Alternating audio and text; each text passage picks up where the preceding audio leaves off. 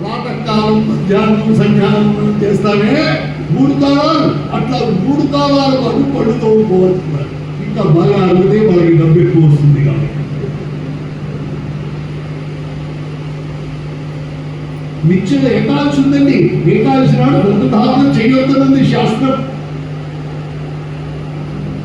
పర్వదినాల్లో పనికిరాదు, తద్దినాల నాడు పనికిరాదు. అప్పుడు ఊరికే పుక్కిరించిపోయి ఉన్నాయి.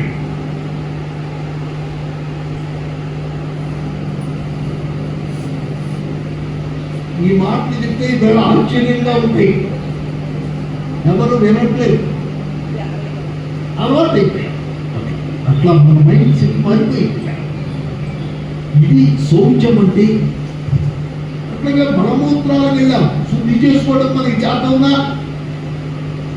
ఎన్నిసార్లు పుట్టించుకోయాలి. అక్కడ